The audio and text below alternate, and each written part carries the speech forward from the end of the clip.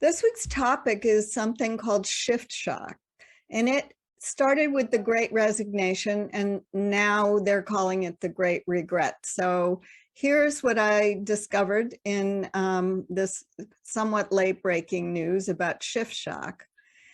I went back to the web and looked at the Great Resignation and was surprised and pleased to find out that, and this graph really shows it, apparently there's been a trend for over a decade that people are quitting jobs in higher numbers. Now, I want to point out, and I'm careful about statistics and how people report them and where they come from.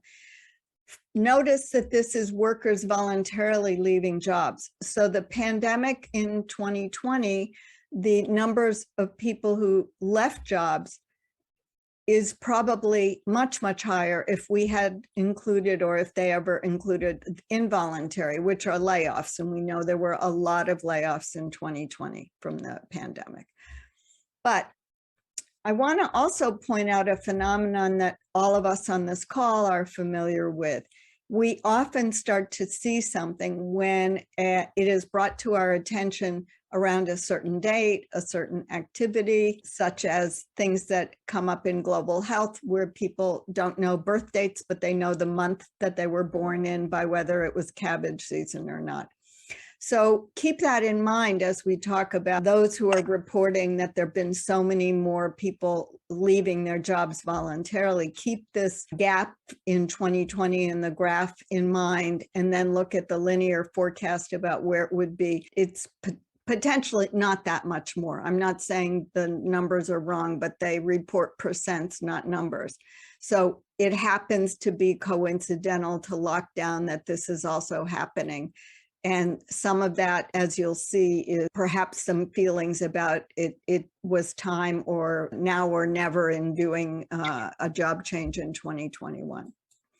So this is a recent article from NBC News, and it reports February 2022 only, these numbers. So almost 5 million people quit jobs, twice as many open jobs as unemployed workers. Again, it groups everybody in workers, all the way from menial jobs that people aren't necessarily going back to very senior jobs.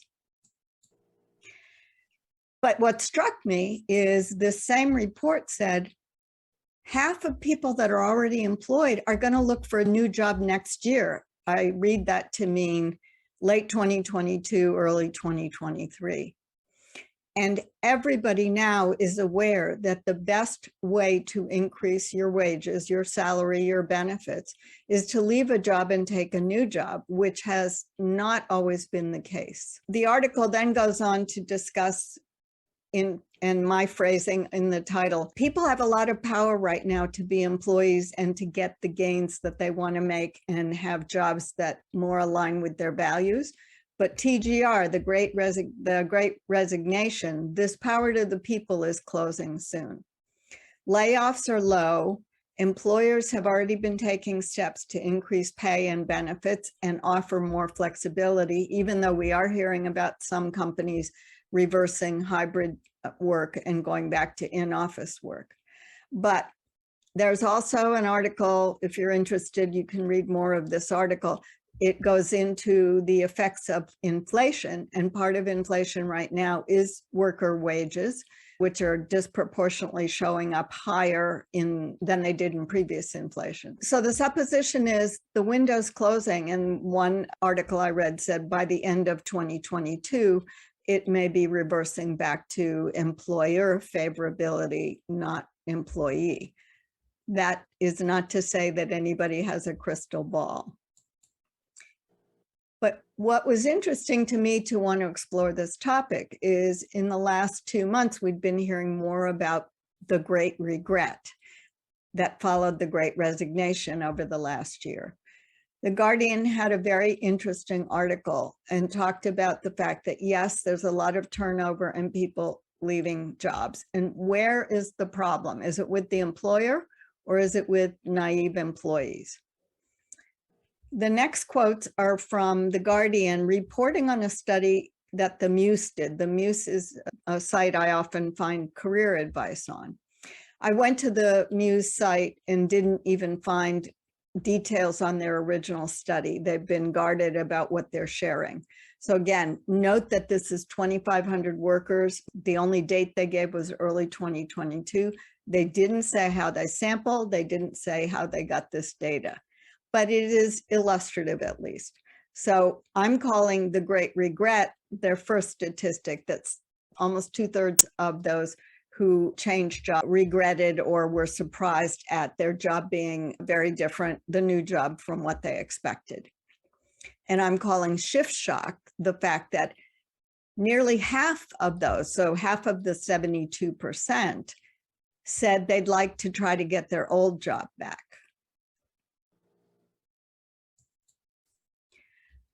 The article goes on to describe what employees want, and they talk about shift shock being driven by Gen Z, which is now making up 25% of the workforce. I hadn't really focused on that, but that makes sense, especially with the boomers retiring. Look at how many things have to align with how many things employees now want that are not just pay.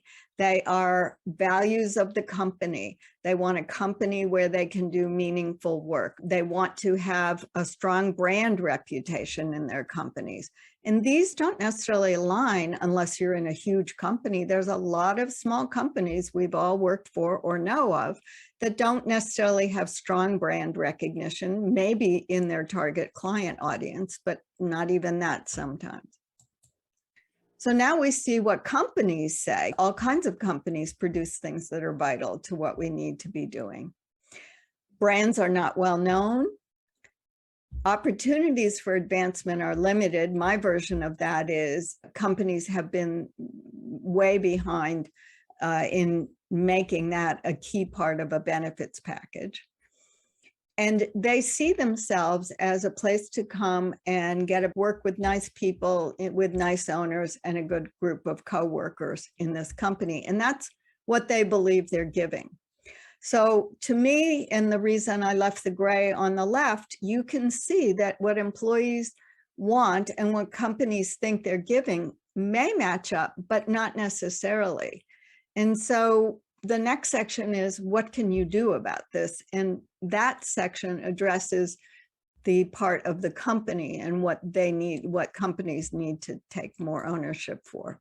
So I called it What Can You Do? But it's not just what you can do, but also what the companies need to do and how you can investigate that. A career expert, Shelley Piedmont on LinkedIn that I follow, had a very interesting article reporting these results from the Muse survey. And her summary was, these two perspectives are what shift shock resulted from.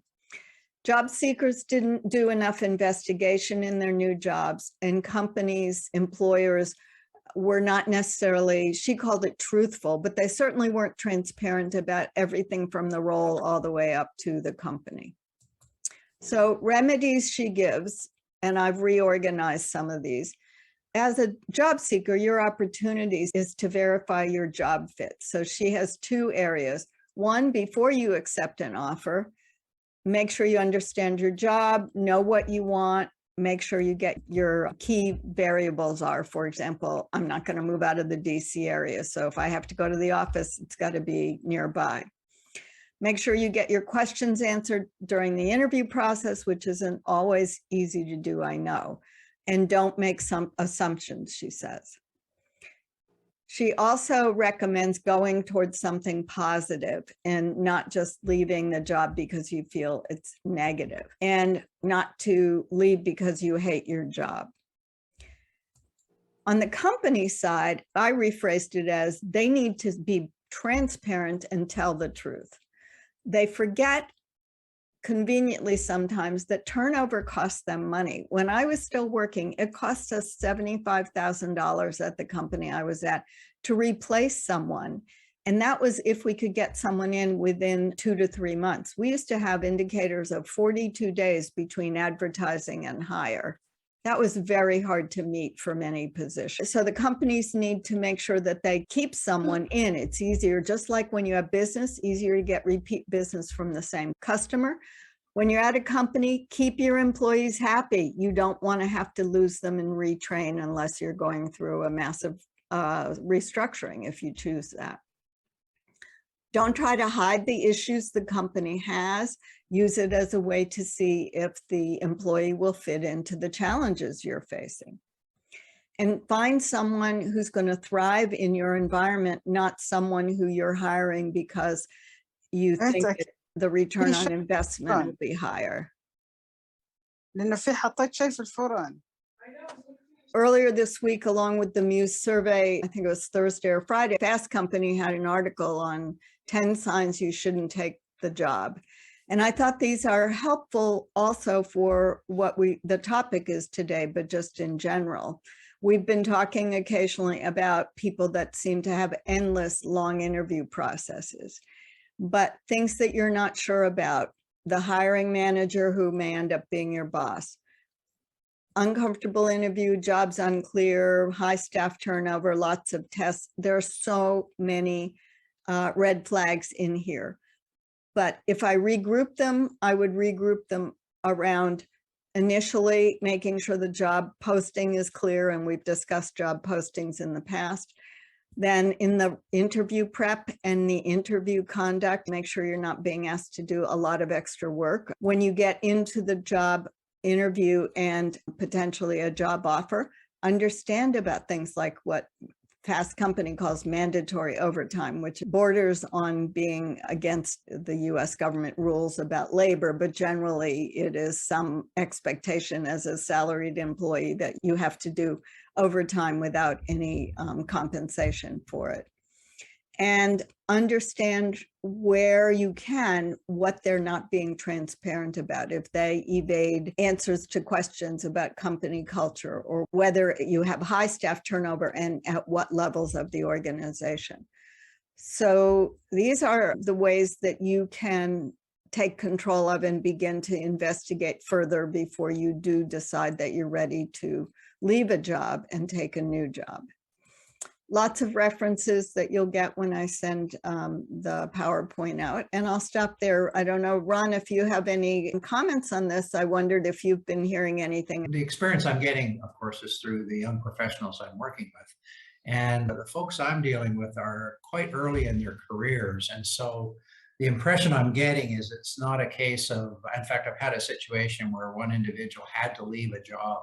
And some of the factors that you just finished describing about the reasons why she shouldn't have taken the job were actually there. And then the person is now in a new job, and she carried with her this work ethic of unpaid overtime and all sorts of other things. The new position, which was better managed and much more constrained to the point where they didn't want overtime because they gave earned time off for it. And so she had a hard time adjusting to this expectation that she was supposed to work 60 hours a week instead of get back to 35, 40 hours a week.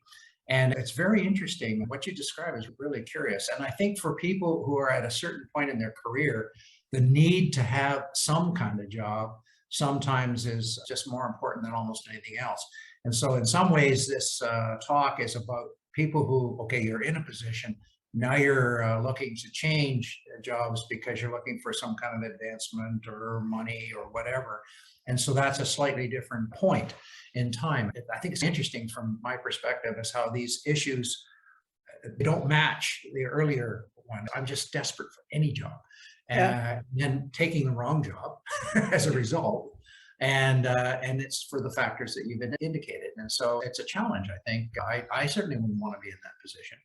But in terms of this whole idea of it's a job seeker's paradise right now, seems to be mostly true. I don't feel that way, but the impression I get certainly in Canada is that there's a lot of job openings and not enough workers to fill the jobs. And so it's this strange thing. But most of the people I'm working with are in Europe, and I'm not sure what that market looks like. Great, thank you. Peter, I don't want to put you on the spot, but I'm going to ask you, you've been keeping your eye on this. Are you feeling like there's a lot of jobs out there or not many? Or I always tell all the people I work with, always be looking. So I'm curious what you're seeing and whether you see a lot of the factors such as long interview process and testing and all of that. My experience now is that there doesn't seem to be any glut of jobs that there hadn't been before. I'll look for metadata and the more data, but I wonder what those numbers would look like if they were concentrating either on